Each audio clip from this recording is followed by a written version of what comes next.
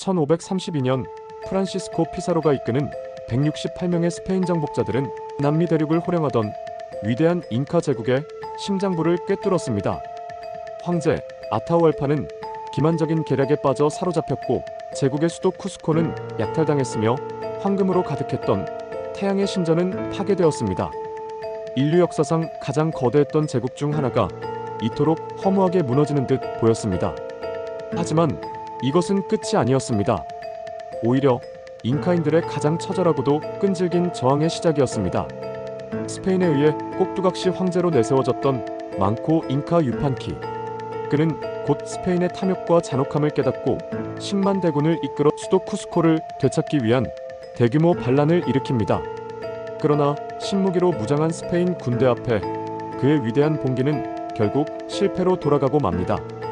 이제 망코 잉카에게 남은 길은 단 하나뿐이었습니다.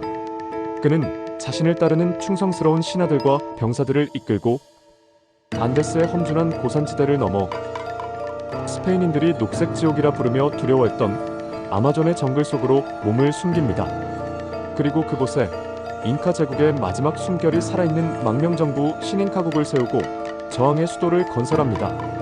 그 전설적인 도시의 이름이 바로 빌카밤바입니다.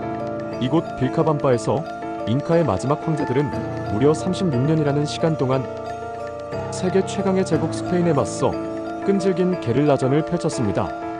그렇다면 이 정글 속 피난처는 실제로 어떤 모습이었을까요? 그리고 어째서 이토록 중요한 최후의 수도는 역사 속에서 그 위치가 미궁에 빠져 수세기 동안 고고학자들을 전혀 다른 곳으로 이끄는 거대한 미스터리가 되었을까요? 오늘의 지식, 잉카 제국의 마지막 불꽃이 타올랐던 잃어버린 도시 빌카밤바의 진실을 추적합니다. 여기서 잠깐 1분 컷 지식을 구독하고 좋아요, 댓글로 응원해주세요. 새로운 지식에 대한 요청이나 잘못된 내용에 대한 제보는 언제나 환영합니다.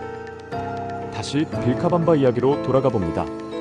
빌카밤바에 세워진 시닌카국은 단순한 도피처가 아니었습니다.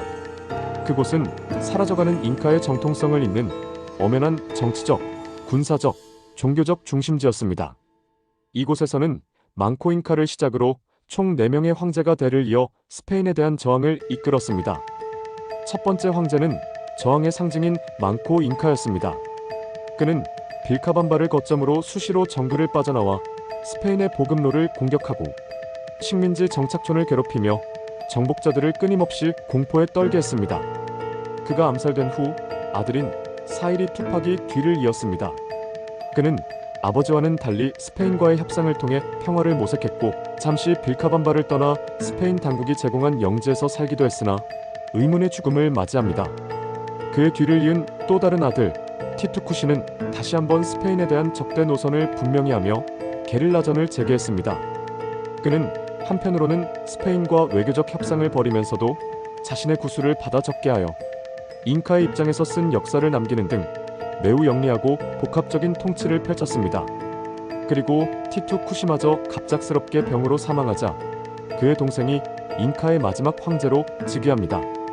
그의 이름은 바로 투팍 아마루였습니다.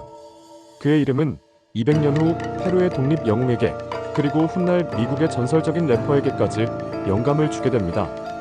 이처럼 빌카밤바는 망코 잉카부터 투팍 아마루에 이르기까지 4명의 황제가 통치하며 잉카 제국의 명맥을 이어간 살아있는 수도였습니다.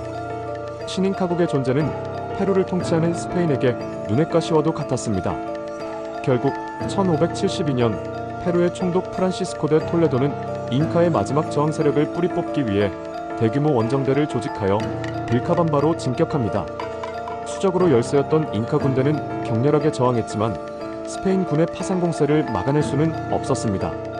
마침내 스페인 군은 빌카밤바를 함락시켰고 도시를 철저히 파괴하고 불태웠습니다. 당시 스페인 기록에 따르면 그들이 발견한 빌카밤바는 궁전과 태양신전, 광장과 2층 구조의 긴 주택들, 그리고 창고까지 갖춘 제법 규모가 큰 도시였습니다. 황제 투팍 아마루는 정글 속으로 피신했지만 결국 스페인 군에게 사로잡히고 맙니다. 그리고 수많은 잉카인들이 지켜보는 가운데 예수도 쿠스코의 광장에서 공개적으로 참수당합니다. 그의 죽음과 함께 잉카 제국은 마침내 역사 속으로 완전히 사라지게 되었습니다. 그리고 파괴된 최후의 수도 빌카밤바는 무성한 아마존 정글에 서서히 집어삼켜지며 그 정확한 위치는 스페인의 낡은 기록 속에만 남겨진 채 수백 년간 잊혀진 전설이 되었습니다. 그렇게 잊혔던 빌카밤바의 이름이 다시 세상에 등장한 것은 20세기 초였습니다. 1911년 미국의 탐험가이자 예일 대학의 교수였던 하이럼 빙엄은 바로 이 잉카의 잃어버린 마지막 수도를 찾기 위해 안데스 산맥을 탐험하고 있었습니다. 그는 한 현지인 아이의 안내를 받아 아무도 찾지 않던 깎아지른 산의 능선을 기어 올라갔습니다. 그리고 그의 눈앞에 구름 위에 세워진 듯한 완벽하게 보존된 고대의 도시가 나타났습니다. 바로 마추픽추였습니다. 빙엄은 이 장엄하고 신비로운 공중도시의 모습에 압도당한 나머지 이곳이야말로 스페인에 맞서 끝까지 저항했던 잉카의 마지막 수도 빌카밤바가 틀림없다고 확신했습니다. 그는 자신의 발견을 책으로 펴냈고 그의 주장은 이후 약 50년 동안 전 세계의 정설로 받아들여졌습니다. 하지만 시간이 흐를수록 몇 가지 의문점이 제기되었습니다. 마추픽추는 너무나 아름답고 정교했지만 스페인 기록에 묘사된 정글 속의 수도와는 거리가 멀었습니다. 건축 양식 또한 저항기에 급하게 지은 것이라고 보기에는 너무나 완벽한 잉카 제국 최전성기의 고전적인 스타일이었습니다. 결정적으로 마추픽추에서는 스페인과의 전투나 접촉의 흔적이 전혀 발견되지 않았습니다. 진짜 빌카밤바의 정체를 밝혀낸 인물은 하이럼 빙엄이 아닌 1960년대에 이 지역을 탐험했던 미국의 탐험가 진 사보이였습니다. 그는 빙엄의 명성에 기대는 대신 낡은 스페인 연대기들을 다시 꺼내어 원점에서부터 기록을 분석했습니다. 그는 스페인인들이 묘사한 빌카밤바가 마추픽추보다 훨씬 더 낮은 저지대의 정글에 위치한 더 넓은 도시였을 것이라고 결론 내렸습니다. 기록을 따라 그는 더 깊은 정글 속으로 들어갔고 마침내 현지인들 사이에서 에스피리투 팜파, 즉 영혼의 평원이라 불리던 거대한 폐허를 발견합니다. 오랫동안 정글에 뒤덮여 있던 이곳이야말로 진짜 빌카밤바라는 확신이 들었습니다.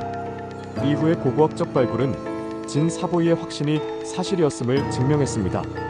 에스피리투 팜파는 스페인 기록에 묘사된 것처럼 낮은 고도의 정글에 위치한 대규모 유적이었습니다. 이곳의 건축물들은 급하게 지어진 듯 잉카의 전통 양식과 현지 양식이 섞인 다소 거친 모습을 하고 있었습니다. 그리고 결정적으로 이곳에서는 스페인 양식의 기와 조각들이 대량으로 발견되었습니다. 이는 마추픽추에는 없는 스페인과의 직접적인 접촉과 갈등이 있었음을 보여주는 명백한 증거였습니다. 마침내 길었던 논쟁은 끝이 났습니다. 에스피리투 팜파가 바로 잉카 제국의 마지막 수도 빌카밤바였던 것입니다. 마추픽추는 그보다 훨씬 이전에 건설된 황제의 별장이자 종교적 성지였으며 스페인 정복 이전에 이미 버려져 그 존재조차 잊혔던 곳이었습니다. 결론적으로 빌카밤바는 잉카의 마지막 황제들이 스페인이라는 거대한 제국에 맞서 36년간 저항의 불꽃을 피워 올렸던 위대한 역사의 현장이었습니다. 하지만 그 이름의 영광은 아이러니하게도 약 반세기 동안 더 아름답고 신비로운 마추픽추에게 잘못 주어져 있었습니다. 잉카인들의 마지막 피난처는 구름 위 장엄한 산 정상이 아니었습니다. 그들의 마지막 요새는 생존을 위해 그리고 저항을 위해 선택한 덥고 습한 정글 속이었습니다. 빌카밤바의 이야기는 저항과 패배, 그리고 오해와 발견이 뒤얽힌 한편의 거대한 역사 추리극과도 같습니다. 마추픽추가 우리에게 잉카 문명의 완벽한 아름다움을 보여준다면 정글 속에 잠들어 있는 진짜 빌카밤바는 제국의 마지막 숨결이 얼마나 치열하고 처절했는지를 우리에게 더욱 진솔하게 이야기해주고 있습니다. 지금까지 오늘의 지식, 잉카의 잃어버린 수도 빌카밤바 편이었습니다. 1분 컷 지식을 구독하고 더 많은 지식을 만나보세요.